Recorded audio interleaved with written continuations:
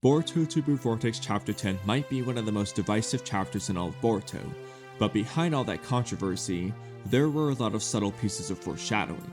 So with Chapter 11 close by, what I want to do today is examine every seed that was planted in this chapter and discuss their future implications moving forward from both the plot and story perspective. Now the place I want to start is with Kawaki.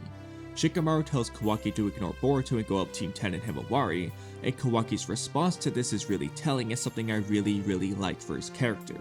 Kawaki says, "Hey, Lord 8th, if Himawari's in danger, you should have led with that bastard," as he storms off in Himawari's direction. Now the reason I like this so much is because it shows an emotional side to Kawaki, and it shows just how protective he is of Himawari. Just because he tells Himawari not to call him Big Brother, doesn't mean Kawaki doesn't love Himawari like a big brother. He absolutely does, just as he loves Naruto, Hinata, and Boruto.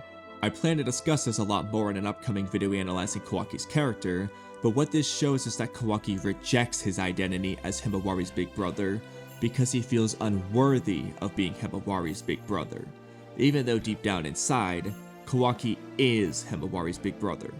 I think this is great writing, and I'm very excited to talk about it in depth in that future video.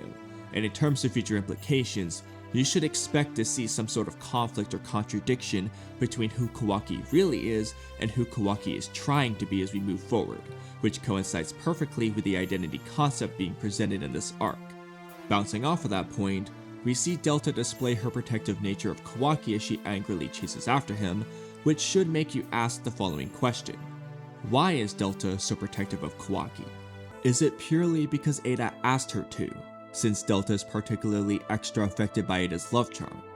Is it because Amato programmed Delta to be that way, since we do know that Amato uses Delta as a means of watching over Kawaki himself, and he has programmed Delta to be a loyal Kara member in the past, and he's programmed her to be a loyal Leaf villager now, so it does seem to be within Amato's capabilities to program her to have certain goals, although he can't make her personality exactly like Akebi's.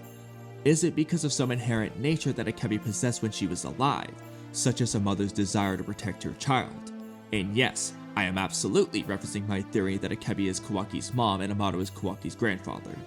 And lastly, is it simply a feeling Delta has, similar to Ada's love for Kawaki, simply because she is Delta, and that's who Delta is?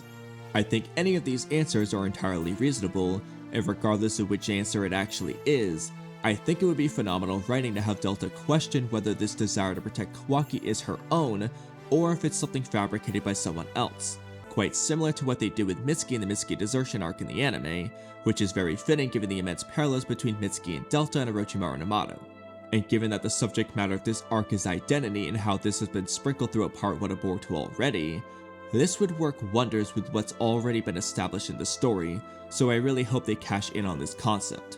Now if you've been paying close attention, you'll notice that everything I mentioned so far have primarily been sources of internal conflict, but it's Boruto who's suffering the most from this.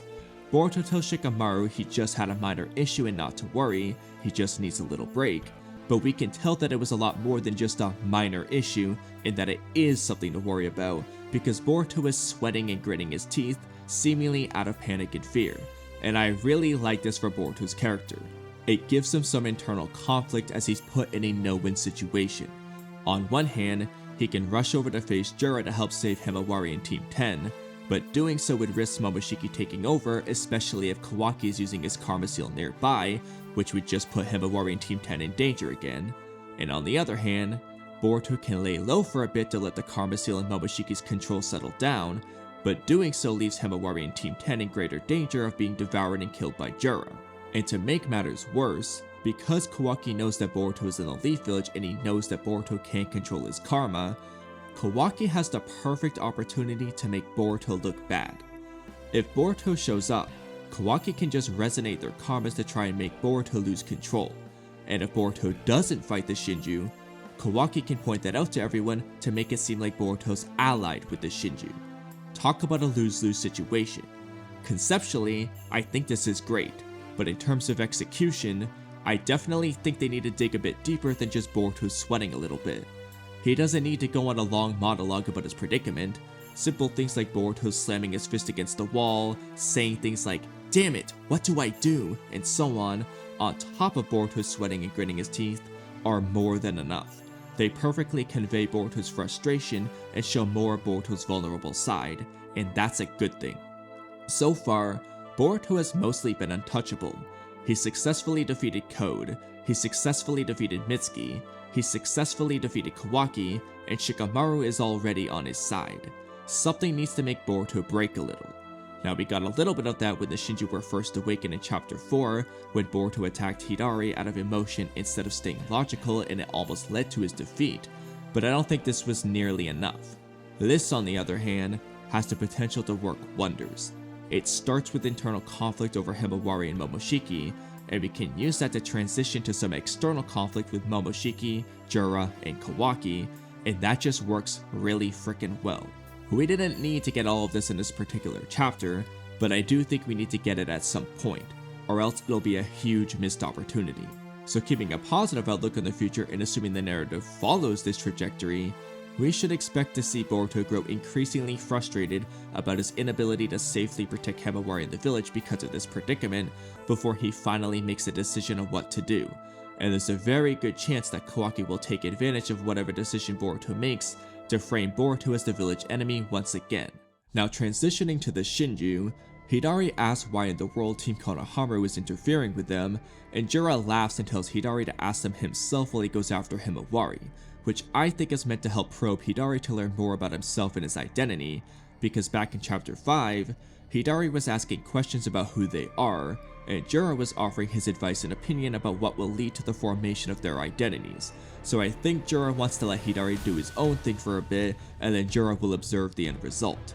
And what we see from Hidari is either a really good actor or an oblivious child who has much to learn, because Hidari asked the most obvious question in the world: what business do you have with us? Which baffles Konohamaru and the others, who say, huh? What business? You clearly don't know your place, intruder. But Hidari doesn't like that response and says, answer my question. Are you deaf or feeble-minded? Or better yet, in the fan translation he says, answer my question. Are my ears faulty or are you straight up stupid? This again shows that Hidari is either a really good actor or he's just insanely oblivious, because Team Konohamaru pretty much answered Hidari's question without him even realizing it. The answer is right in their response. Hidari is an intruder. That's all there is to it. Not to mention that Jura killed a bunch of Leaf Ninja while he was at it. I find this character trait from Hidari to be very entertaining, and it's something to keep a close eye on. Does Hidari's personality change when he's alone or around particular people, or does his personality progressively change over time? The answer to that question as we observe him over the next few chapters will help us decipher whether Hidari really is that much of a clueless blank slate, or if he is putting up an act as he tries to decide what he wants to do moving forward. And a great time to examine Hidari is during his fight with Sarada that'll continue for at least another chapter. Something particularly interesting about this exchange is that unlike Jura, who immediately tried to devour Himawari with his wood style as he explains later in the chapter, Hidari seemingly went for a killing blow rather than a devouring blow by using the Chidori on Sarada. I definitely want to talk about Hidari's behavior in a separate video, but this is rather suspicious. You could argue that Hidari was merely testing Sarada out and wasn't planning on actually killing her, or you could argue that landing a Chidori is simply how Hidari devours his targets, similar to how Jura uses wood style to devour his targets, though I do have a few contentions with that. But either way, it's something to take note of. Unlike Jura, it doesn't feel like Hidari is rushing to devour his target. Not only has he seemingly not tried to devour Sarada yet, he wasn't even actively looking for her while he was in the Leaf Village. He was helping Jura find his target instead. The only reason he's fighting Sarada now is because Sarada came to him first. All of this is very interesting and something to keep an eye on moving forward, especially as the fight continues and the characters are bound to exchange some useful dialogue. And at long last, we finally get into the Himawari and Kurama part of the chapter now. And the first thing to note is that this is the same old Kurama we know and love, rather than a new one with a blank slate. Given that the subject matter of this arc is about identity and the fact that Kurama's character arc is already complete, I suspect that rather than watching Kurama's character grow further, we will instead watch how Kurama's character embodies the theme of the arc and supports the growth of Himawari as she overcomes her flaws in relation to that theme.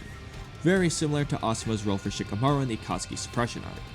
Now as for the actual dialogue, Kurama briefly explains the Biju mind space to explain how they're having this conversation right now, and then he says something rather interesting, which is that Kurama and Himawari are a single body and soul. I'll come back to this in a little bit, but it feels like this line might relate to some of what Kurama says and Himawari does later in the chapter, and it feels like this is meant to be distinct from Naruto and Kurama's situation.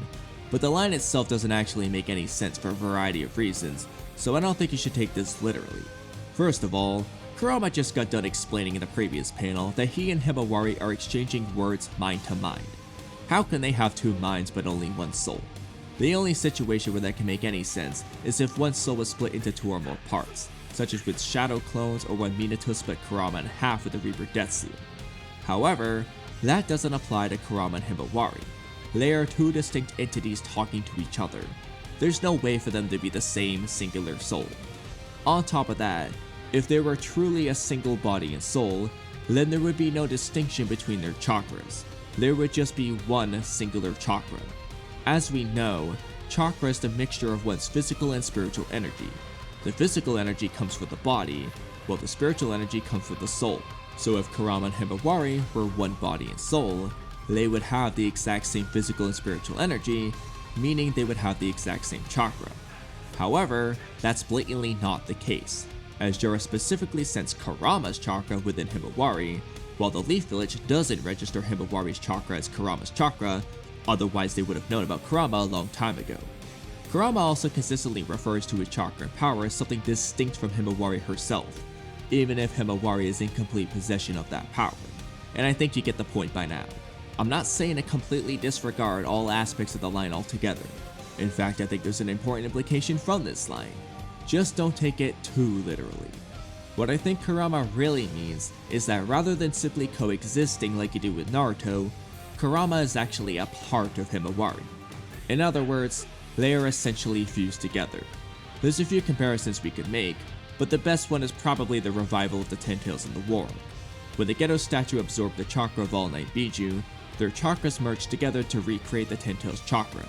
However, even while the Ten Tails was actively revived and inside Madara, Obito was still able to sense and accurately target the 1 and 8 Tails chakra from within the Ten Tails inside Madara. Similarly, if Jura was there, he would still be able to sense Kurama from within the Ten Tails inside Madara. This indicates that although the Biju were suppressed when merged together into the Ten Tails, they still existed within the Ten Tails itself. In a similar fashion, even after merging with the Divine Tree to become the Ten Tails, Kaguya herself still existed within the Ten Tails, or as Zetsu put it, Kaguya herself was the Ten Tails, meaning they were a single body and soul, and there was a viable means to bring her suppressed body and personality back which Zetsu carried out. And once again, if Jura was there, he would probably be able to sense Kaguya within the Ten Tails, even though they seemingly became one body and soul. Hopefully you get the idea by now. Even if Kurama and Himawari are merged together, unlike with Naruto and Kurama and Himawari still exist as two separate entities at the same time, meaning they aren't literally one body and soul like he said.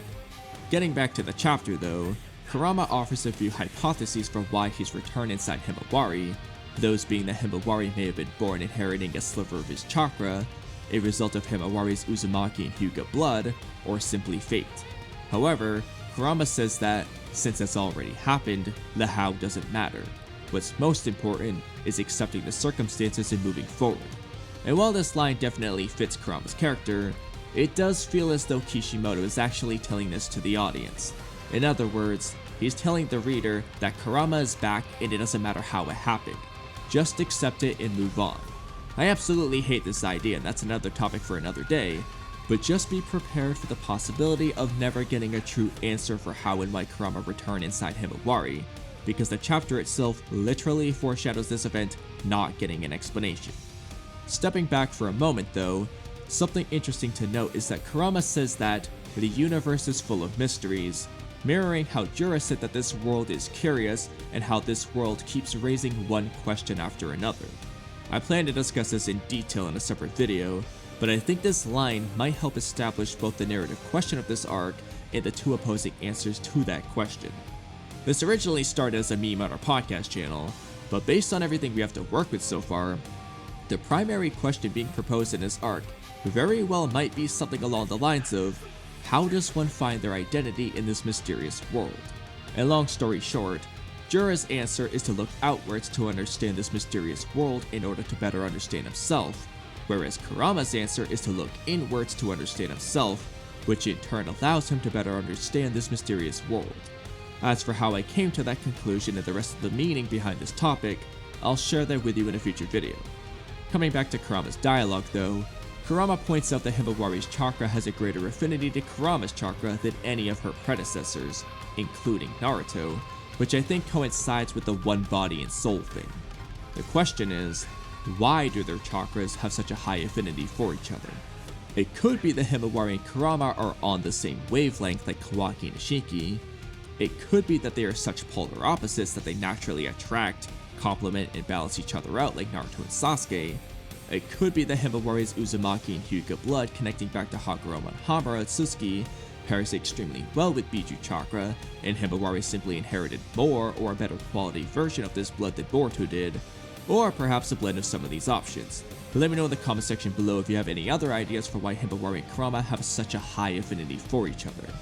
But regardless of the reason behind it, I think their natural affinity for each other is most likely what caused them to merge into one body and soul. Now, something particularly interesting to note is that Kurama emphasizes that Himawari is the only one who can do anything about their situation. Whether she uses or quashes Kurama's powers, it's all up to Himawari. Now, it is entirely possible that Kurama is simply lying here in order to improve Himawari's mental state, since he does have a track record of lying to Boruto, but taking Kurama's words at face value, he makes it clear that unlike with Naruto, Kurama can't just give Himawari his power. For one reason or another, she has to be the one to draw it out. Now, assuming this is actually true, I think the reason why is because in a sense, Kurama has already given Himawari his power. Unlike with Naruto, Kushina, and Mito, Kurama is not a separate body and soul locked inside a seal. Not only is there no seal just like with Kinkaku and Ginkaku, Kurama is allegedly fused together with Himawari into one body and soul, unlike with all of her predecessors. Because of that, Kurama's chakra essentially is Himawari's chakra. He can't give her what she already has, she simply has to use it.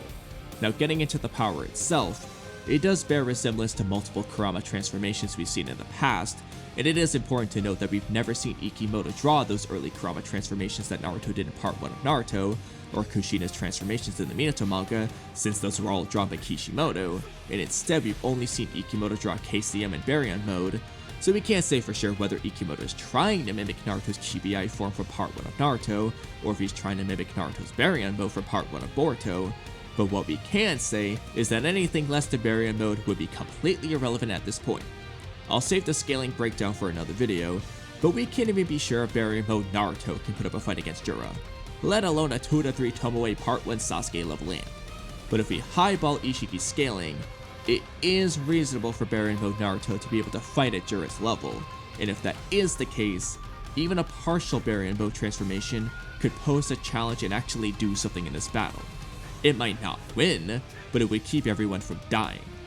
Now, as for how and why Himawari could have a Baryon mode transformation without Kurama dying, that deserves a whole video to itself, but I'll briefly mention two potential explanations.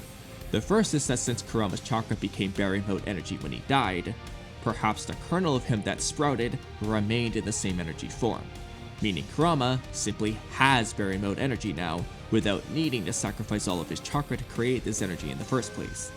The second explanation is that because Himawari are now fused together into one body and soul, perhaps whatever part of them is fused together simply is Baryon mode energy, as that fits in line with how Kurama originally explained Baryon mode. In this case, because this fusion is their natural state of existing, they don't need to consume their chakras in a fusion reaction in order to produce this energy, because that energy is already in that fusion state. Because of that, they can replenish this energy through normal means of food and rest, and this applies to the first option as well. I could get behind either of these explanations for a Baryon mode-like power from Himawari, and if you have any other potential explanations, be sure to let me know in the comments. Now, the last thing I want to touch on is Inojin. Is Inojin actually dead, or will he be saved? This again deserves a whole video explaining this a bit more thoroughly from a narrative perspective, but the answer is yes, he should be dead, and he should stay dead. There's both plot and story reasons for this, but for the sake of today, I'm just gonna focus on the obvious plot reasons and save the thematic reasons for another video. So first of all, Inojin has a giant hole in his chest. Jura used the exact same attack on a bunch of Leaf villagers in chapter 8, and all of them are dead. And even though Boruto is part Uzumaki, who are notoriously known for being hard to kill because of their powerful life forces, and he's otsutsuki, and he has karma regeneration powers that can heal broken arms and spines, when Kawaki made a similar sized hole in Boruto's chest in chapter 66, Boruto still died. If Boruto couldn't survive that, you really think Inojin can? The only way Inojin's surviving this is with the intervention of someone with incredible healing powers. But there lies the problem. Who on earth is going to heal Inojin? Not only is Sakura not there, if Kishimoto can't be bothered to show Sakura's reaction to Sasuke being a traitor and allegedly returning to the village as Hidari, you really think he's gonna integrate Sakura now just to save Inojin? And as for Ino, girl couldn't even heal Asuma from a simple stab wound and probably hasn't healed anyone since, let alone a giant hole in his chest. And that pretty much leaves Himawari as our only other option. But from what we understand, Himawari is in rage mode, not calm and collected healing mode. She's too busy fighting Jura to be healing Inojin, and we don't even know if a one-tailed cloak is enough to even heal this big of a wound. And more importantly, think about how bad that would be. Inojin would have gotten injured in order to give Himawari a rage mode power-up, only for Himawari to use that power to save Inojin immediately afterwards. That is the cheapest way to give Himawari a power-up. That's like if Sasuke awakened his Mangekyo Sharingan after hearing the truth about Itachi, only for Obito to immediately reveal that he was lying and Itachi was actually a bad guy the whole time, and he convinces Sasuke of this, and Sasuke just kept his Mangekyo power-up anyway. That would be pretty bad. Now I know there are some fake out deaths in Naruto, but there are a lot of major narrative differences between those situations in this one with Inojin that I'm going to cover extensively in that other video, so just be patient on that. Long story short though, Inojin is probably dead. I won't say I'll be beyond disbelief if Inojin survives somehow based on the poor execution of the death itself, but I'm not really expecting him to survive based on the reasons I mentioned and all the thematic reasons I'll save for another time. And with that, I think I've covered all the setup that was done in this chapter. Hopefully the future chapters pay all this off, and I do apologize for taking so long to make this video. In my original chapter review, nearly every single talking point was long and worth an entire video to itself, and I couldn't figure out how to include all those points without making a 2-hour-long video. And even with this video, nearly every talking point was also long and worth a video to itself, but I was eventually able to condense everything into this video here. Needless to say, keeping things short is not my strong suit, and now I have another like 30 videos I've started and need to finish.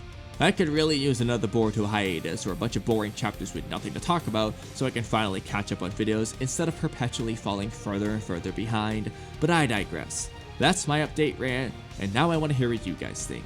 What are you looking forward to the most out of the things that were set up in this chapter, whether it's a plot point or a narrative point involving a character? For me personally, I'm most interested in the situation with Boruto and how he will deal with his frustration and what Kawaki will do to make Boruto's life even worse. But that's a wrap on today's video, so thank you guys for watching until the end. You're already under my genjutsu. Don't forget to subscribe, leave a comment, like the video, check out my podcast channel, check out Peak Fiction, become a member, and hit the bell icon for notifications. Sorry, Sasuke. Maybe some other time. Have a great rest of your day, and I'll catch you guys next time. Bye.